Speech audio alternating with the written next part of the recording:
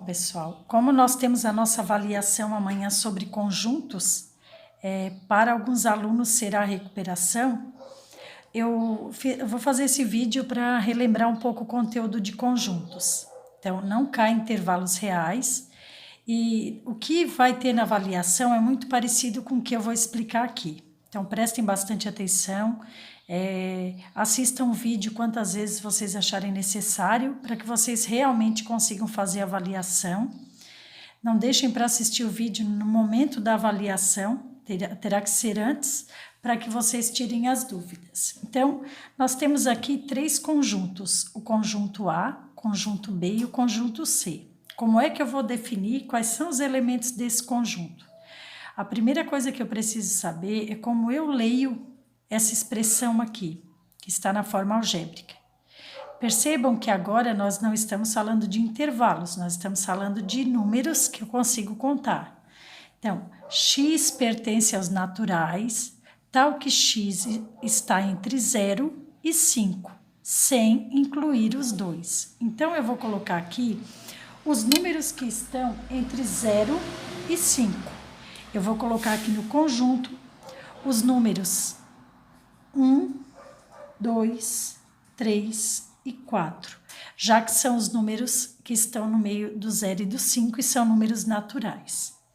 Agora, no conjunto B, eu tenho x pertencendo a z, que são os números inteiros, positivos ou negativos, que estão entre menos 2 e 5, incluindo os dois, porque tem a barrinha sinal de igual. Então, menos 2, menos 1, 0, 1, 2, 3, 4 e 5. Esse é o conjunto B. Agora, vamos ao conjunto C.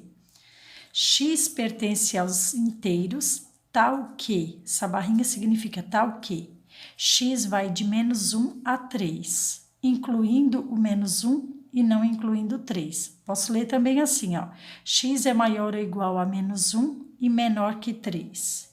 Então, nós temos menos 1, 0, 1 e 2. Agora, com esses 3 conjuntos, nós vamos fazer o que se pede ali. Se pede primeiro a intersecção. Intersecção é se o virado ao contrário, e são os elementos que estão nos 2 conjuntos ao mesmo tempo. Então, nós vamos observar aqui no A e no B aqueles elementos que estão nos 2. Então, nós vamos colocar aqui o 1, o 2, o 3 e o 4. O próprio conjunto A está dentro do conjunto B. Nesse momento, eu não vou colocar na avaliação a parte de inclusão, de estar contido, não está contido. Agora, vamos a essa questão aqui, que é a diferença. O que o B tem a mais que o C? Eu não vou olhar no conjunto C, sim eu vou olhar aqui no conjunto B, aquilo que o B tem, que o C não tem. O B tem o menos 2, o C não. Então, o menos 2 é diferente. O menos 1... O 0, o 1 e o 2 está tudo igual. Agora vamos ver, o B tem o 3, o 4 e o 5, e o C não tem. Então, 3, 4 e 5 é também o que o B tem de diferente. Percebam que no conjunto da diferença eu coloquei todos aqueles que o B tem e o C não. Se a diferença fosse C menos B, nós podemos fazer aqui embaixo para ver como é que é. Vamos supor que a diferença fosse assim, ó, C menos B, só para entender. O que o C tem a mais que o B? Menos 1 tá ali, 0, 1 e 2. O C tem alguma diferença? Não. Então, o conjunto é vazio, que pode ser representado dessa maneira ou dessa aqui, certo? Agora, tem algumas questões que ficaram dúvida quanto ao parênteses. Quando tem parênteses, primeiro eu resolvo o que está aqui dentro. Então, o primeiro, que eu já resolvi aqui, é o que repete do A e do B.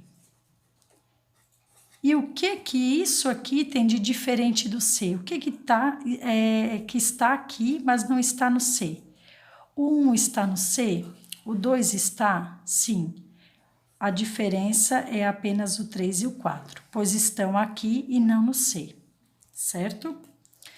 A última questão que nós vamos ver é isso aqui, ó, C menos a união de B com A. O C, eu posso colocar aqui para eu saber quem são, menos. Se eu unir o B com o A, eu vou ter um conjunto formado por menos 2, menos 1, 0, 1, 2, 3, 4 e 5. Porque 1, 2, 3 e 4 já estão aqui, né? Agora, o que que esse tem? O que que esse aqui tem a mais que o de baixo? O menos 1, 0, 1 e 2 tem alguma coisa diferente aqui? O que que o C tem a mais que esse conjunto? Nada, porque tudo que está aqui também está no outro. Então, a resposta é conjunto vazio. Então, algumas questões, não sei dizer agora se é a maioria ou a metade delas, é em relação a fazer as operações. União, juntar todos os elementos num conjunto só. Intersecção, ver o que repete. E diferença, ver o que o primeiro tem que o segundo não tem, certo? Vamos agora à parte de conjuntos numéricos. Ver aqui os conjuntos que formam os números reais. Então, nós temos aqui, ó, que os números naturais são inteiros e que os números inteiros são racionais e junto com os irracionais formam os reais. Tenham sempre em mente isso aqui, se possível até anotem, porque pode ter alguma questão que relacione os conjuntos. Então, nós vamos ver se é verdadeiro ou falso. Todo número natural é inteiro? Todo número natural, quer dizer que todo n está dentro do z que é inteiro? Sim, todo número natural é inteiro, porque não pode ser um número com vírgula. Então, essa é verdadeira. Todo número inteiro é racional? Todo número z está dentro de Q? Sim, mas nem todo Q está dentro de z. Ou seja, o menor está dentro do maior. Quer dizer que todo número inteiro é racional também. Um número inteiro é também irracional? O número inteiro é o z. Ele não está dentro do conjunto dos irracionais. Os irracionais são as raízes não exatas. Então, o número inteiro, ele sendo exato, ele não pode ser irracional. Então, essa aqui é falsa. O número inteiro, ele pode ser racional, mas nunca irracional. Uma raiz exata é natural? Sim. A exemplo aqui, a raiz quadrada de 9, que é 3. E 3 é um número natural. Tá? Então, olhem bem, dê uma olhada nessa parte de conjuntos numéricos. E para encerrar, nós vamos ver dois problemas envolvendo conjuntos. Ó, vamos fazer então aqui a questão número 3. Numa pesquisa com 100 alunos, constatou-se que 60 realizam atividades online, 45 atividades impressas e 15 não realizaram nenhuma delas. Eu quero descobrir quantos alunos realizaram as duas ao mesmo tempo, porque alguns alunos fizeram as duas. Então, essa é a primeira questão, né? Nós vamos colocar aqui um diagrama para online, um diagrama para atividade impressa, e somando os dados do problema, nós chegamos a 120. Só que só tem 100 alunos. Então, desses 120, 20 foram os alunos que foram contados duas vezes. Quando eu quero saber o número do meio, eu somo tudo e vejo quanto que passou do total. Agora, nós vamos completar o nosso diagrama. Eu tenho que ter 60 no online. 60, mas eu já tenho 20. Então, eu só vou colocar 40. Porque o online inteiro tem que ter 60. 45 tem que ser as atividades impressas. Como já tem 20, falta 25. E 15 não realizaram nenhuma delas. Notem que a soma de tudo isso tem que ser 100. Então, nós vamos ver se fechou 100. Dá 60, 85, 90, 100. Fechou 100 alunos. Agora, vamos responder o que se pede. Quantos alunos realizaram as duas atividades? Percebemos que as duas ao mesmo tempo foi o número de 20 alunos. E quantos alunos realizaram somente uma das atividades? Somente online ou somente impressa? Porque não diz qual das duas. Se dissesse somente online, seria 40. Somente impressa, seria 25. Mas como diz somente uma delas e não diz qual, nós vamos ter que fazer 40 mais 25. Então, a resposta é 65. Não conta repetição quando tem a palavra somente ou a palavra apenas. Agora vamos ao último problema de hoje. A número 4. Pesquisou-se a preferência entre 3 produtos, A, B e C.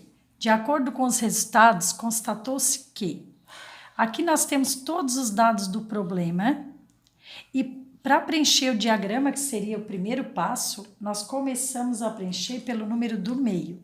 Então, aquelas pessoas que preferem os 3, que é 20. Nenhum vai aqui fora, que é 30. Agora, A e C tem que ser 40. Mas como já tem 20, eu vou colocar só o 20 que falta, para que A e C tenha 40. B e C, 60. B e C, 60, já tem 20. Falta 40. Porque B e C agora tem 60 juntos. A e B, 50. Então, falta 30. Percebam que de todos eles aqui, eu descontei 20. Porque é o 20 que vai no meio. Agora, para completar o A, eu tenho que ter ao todo 100. Mas eu já tenho 70. Então, falta 30. Quando eu for completar o conjunto final, eu desconto os 3 números que já tem nesse conjunto. Agora, o B tem que ter 130. Tem 70, tem 90. Então, falta 40 para dar os 130. E o C tem que ter 150. O C já tem 80. Quanto que falta no C, então, para ter os 150? Eu vou ter que, no caso, fazer a diferença, né? Que dá 70. Agora eu consigo, com o diagrama pronto, responder quantas pessoas foram entrevistadas no total. Então, eu posso somar os 70, o 40, somando primeiro esses aqui, e o 30, que dá 140. Agora, somando tudo que tem no meio. 40, 30, 20 e mais o 20 do meio ali. Então, dá 70, 7, 8, 9, 10, 11. Aqui eu já tenho esses dois, né? Agora, falta somar mais esse 30 aqui do lado de fora. Então, eu tenho 140, 110 e 30. Aqui dá 8, ou seja, 280 será o total. Como é que eu vou fazer isso? 70 mais 30 dá 100, 140, 180, 200, 250, mais 30, 280. Esses são todos os entrevistados. Somando também com o lado aqui, com que está fora, que não prefere, mas foi entrevistado.